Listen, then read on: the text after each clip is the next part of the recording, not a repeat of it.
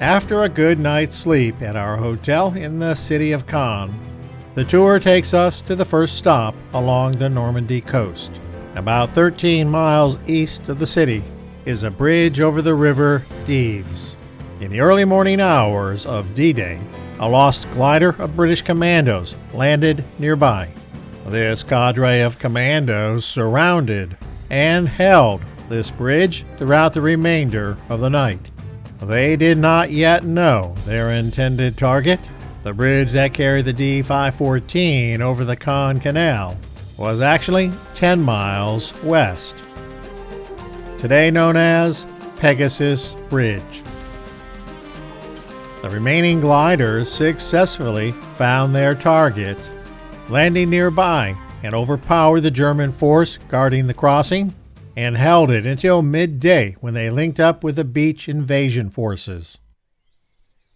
The Gondree Café is still there across the river as it was on D-Day, still run by members of the Gondree family. A German anti-tank gun emplacement that was vividly described in the book Pegasus Bridge. Nearby is the actual World War II-era bridge that spanned the river, moved here when replaced years ago.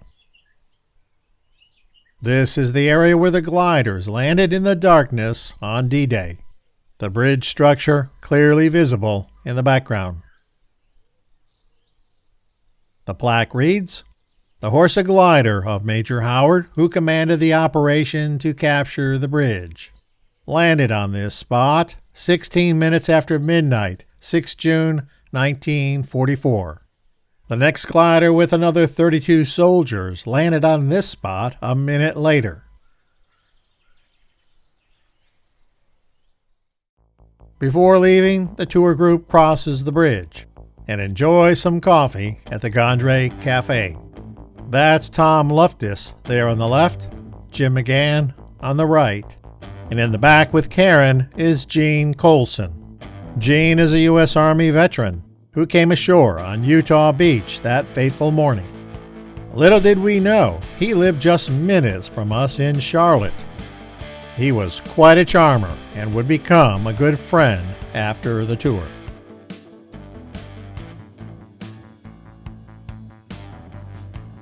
We are now near the current-day Cinema Circulaire along the bluffs of what was codenamed Gold Beach.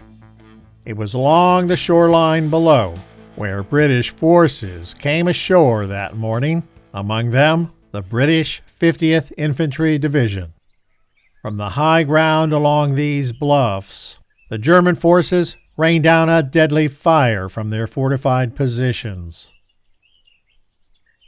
Off to the west are the beaches along the town of Arromanches. The remains of the Phoenix Caissons that were used to form the Mulberry Harbor can still be seen in the waters off the shoreline. As we walk down a steep path into the town, we pass an M4 Sherman tank that continues to overlook the harbor.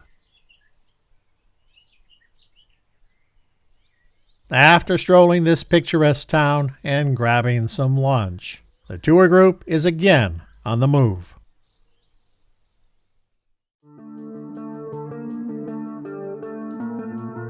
A little over 3 miles west, near the town of Longues, we stop at a set of German fortifications. Of the 4 guns located here, one was completely obliterated when an Allied shell found its way all the way into the magazine and detonated, blowing the massive steel-reinforced concrete bunker sky high. This formidable-looking structure was an observation post perched atop the bluff overlooking the beaches. It directed the fire of the 4 artillery pieces positioned 300 yards further inland. Its surface pockmarked from the impacts of shells fired from Allied ships offshore. Defeated not by artillery shells, but by infantrymen who scaled the bluffs and tossed hand grenades through the slotted viewport into its interior.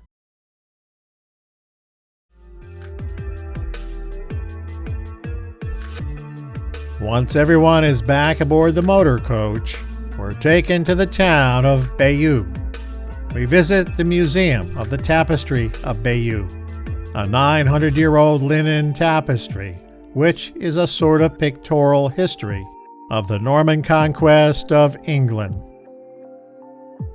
Afterwards, we have time to do some exploring of this beautiful French town, and in particular, the Notre Dame Cathedral.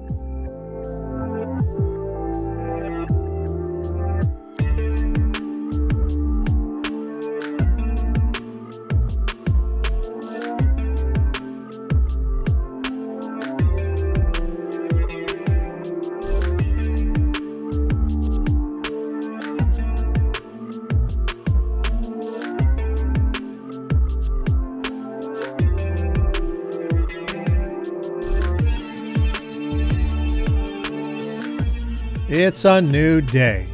This morning, we're heading towards Colleville-sur-Mer, near Omaha Beach. Our first stop is Widerstandnest 62, or Resistance Nest 62, a fortified German machine gun nest. The remnants of a zigzag trench that connected positions can still be seen in the grass. One of the heavy machine gun emplacements that overlooked the beach. As dawn broke on the morning of 6 June 1944, the Germans manning this gun had an excellent, unobstructed view of the landing craft as they came ashore, and the soldiers as they fanned out across the wide-open, flat sands of the beach. The guns in this bunker fired up and down the beach, subjecting the landing force to devastating, enfilading fire. Atop the bunker, you can see the 5th Engineers Special Brigade monument. Atop another bunker is the monument to the 1st Infantry Division, also known as the Big Red One. Today, the beach is quiet, peaceful, which makes it difficult to imagine the chaos that clouded the invasion force that morning. More than 34,000 American soldiers came ashore in this area, along with every manner of military machine and materiel. Over 2,000 would lose their lives under a lethal rain of German machine gun bullets, exploding artillery shells, and from the sea itself when stepping off a landing craft into deep water and drowned. A short walk down the beach and we scale the bluff. We're in the American Cemetery, the final resting place for 9,387 American soldiers. The group is led to a grave marker.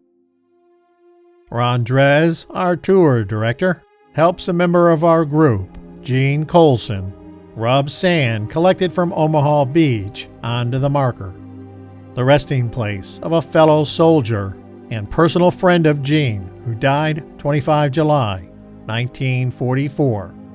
Gene has not been to Europe since the war, and this is the first time he's seen the grave of Jim Lechello, his childhood friend.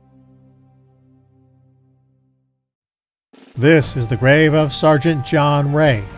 Ron explains the story of Sergeant Ray and how he saved the lives of 2 American soldiers. Ray had been shot as he landed in the churchyard at St.Mere Eglise. As life ebbed from his body, he could see a German shooting at 2 paratroopers who were tangled and hanging from the church bell tower. The dying Sergeant Ray took aim and shot the German soldier in his dying breath, saving the lives of those 2 paratroopers.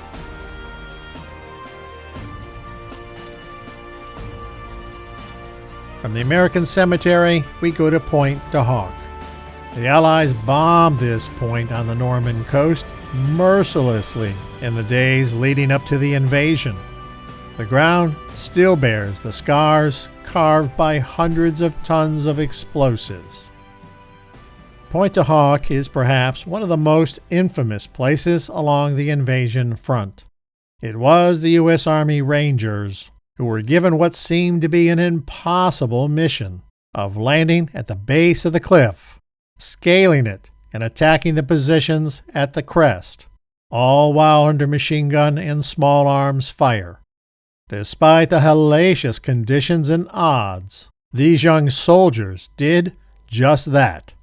When they reached the top, the Americans swarmed the bunkers, tossing hand grenades through the small openings and shooting down defending and fleeing German soldiers, silencing these guns forever.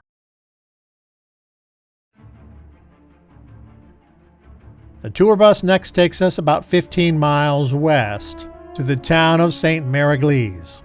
After a quick lunch, we have time to explore the town on our own. The Catholic church in the town center was featured in the movie The Longest Day, depicting paratrooper John Steele becoming entangled in the church bell tower. Steele was one of 2 paratroopers who were hanging from the church, saved by Sergeant Ray. If you remember, Ray had landed in the churchyard and was mortally wounded. Slowly dying, Sergeant Ray saw a German soldier shoot at the 2 helpless compatriots hanging from the church. With his dying breath, Trooper Ray aimed his weapon, squeezed the trigger, killing the German on the spot. Today, an effigy of paratrooper John Steele hangs from the church steeple. After visiting the church, we walk over to and visit the Paratrooper Museum.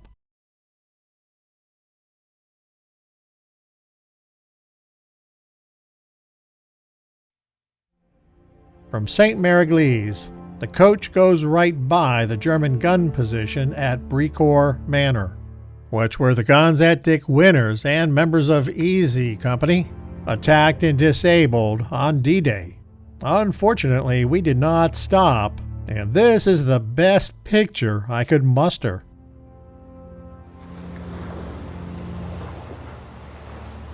We arrive at Utah Beach. The group walks out onto the beach. The tide is out, as it was during the invasion.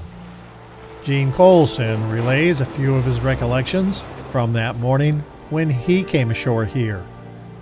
He also gathers up some sand as a memento before we depart and begin the journey back to the hotel for the day.